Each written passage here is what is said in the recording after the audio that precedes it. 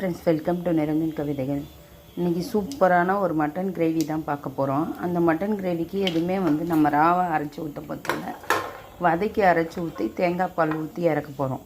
சூப்பராக இருக்கும். இந்த மெத்தடில் செஞ்சு பாருங்கள். நம்ம நார்மலாக செய்கிற மட்டன் கிரேவிக்கும் இதுக்கும் ரெஸ்டாரண்ட் ஸ்டைலில் இருக்கும் நம்ம மட்டன் கிரேவி.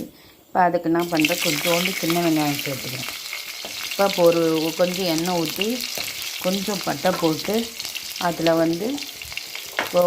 ஒரு ஏலக்காய், 2 கிராம்பு, ஒரு கல்பாசி, ஒரே ஒரு சின்ன துண்டு பட்டை எல்லாமே இதில் சேர்த்து அரைச்சிட்டு போகிறோம்.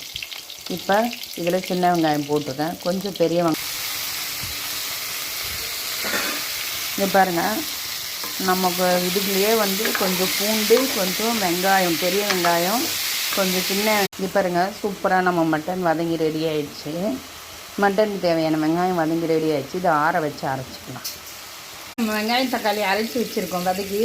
அதனால் தாளிப்புக்காக ஒரு வெங்காயம் தக்காளி வதங்க தேவையான உப்பு சேர்த்துருக்கேன்.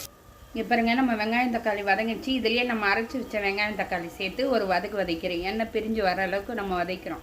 இப்போ நம்ம வெங்காயம் தக்காளி அரைச்சி விட்ட பேஸ்ட்டு எண்ணெய் பிரிஞ்சு வந்துருச்சு. இங்கே பாருங்கள், நம்ம மட்டன் வதங்கிடுச்சு. இங்கே பாருங்கள், சூப்பராக நம்ம வேக வச்ச மட்டன் தண்ணியை ஊற்றி அரைச்சி சேர்த்துட்டோம். இப்போ இந்த ஸ்டேஜில் நம்ம செகண்ட் பால் சேர்த்துக்கிறோம். இங்கே பாருங்கள், நம்மளோட 2வது பால் சேர்த்துட்டோம். நம்ம மட்டன் குழம்புக்கு தேவையான 2வது பால் சேர்த்துட்டோம். சூப்பராக. இப்போ இதுக்கு தேவையான அளவுக்கு மிளகாய் பொடி சேர்த்துக்கணும்.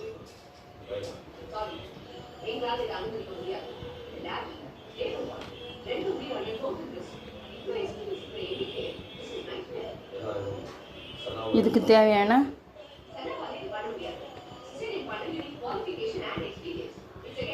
1.5 ஸ்பூன். சூப்பராக நம்ம குழம்பு கொதிச்சு ரெடி ஆகிடுச்சு. இப்போ இந்த ஸ்டேஜில் நம்ம எடுத்து வச்ச ஃபஸ்ட்டு பால் ஊற்ற போகிறோம். ஊற்றுமாமா, ஊற்றிடு ஃபுல்லாக ஊற்றிடு. இப்போ இதுக்கு கருவேப்பிலை, கொத்தமல்லி தூவி ஒரு கொதி மட்டும் தான் விடணும். தேங்காய் பால் ஊற்றின பிறகு ரொம்ப. இப்போ பாருங்கள், சூப்பரான நம்ம மட்டன் குழம்பு ரெடி ஆயிடுச்சு. மட்டன் பால் கறி சூப்பராக ரெடி ஆயிடுச்சு. இட்லி, தோசை, சப்பாத்தி, சாதம், இடியாப்பம் எல்லாத்துக்குமே இந்த மாதிரி மெத்தடில் செஞ்சு பாருங்கள். சூப்பராக இருக்கும். இப்போ பாருங்கள், நம்ம சூப்பராக நம்ம குருமா. இதுக்கு தேங்காய் நம்ம பால் மட்டும் தான் சேர்த்துருக்கோம், அரைச்சி சேர்க்கல. வெங்காயம் நம்ம வதக்கி அரைச்சி சேர்த்துமே அந்த பேஸ்ட்லேயே நம்ம குருமா கட்டியாக இருக்குது. சூப்பராக இருக்குது. நம்ம குருமா ரெடி ஆகிடுச்சு, வாசனையாக இருக்குது.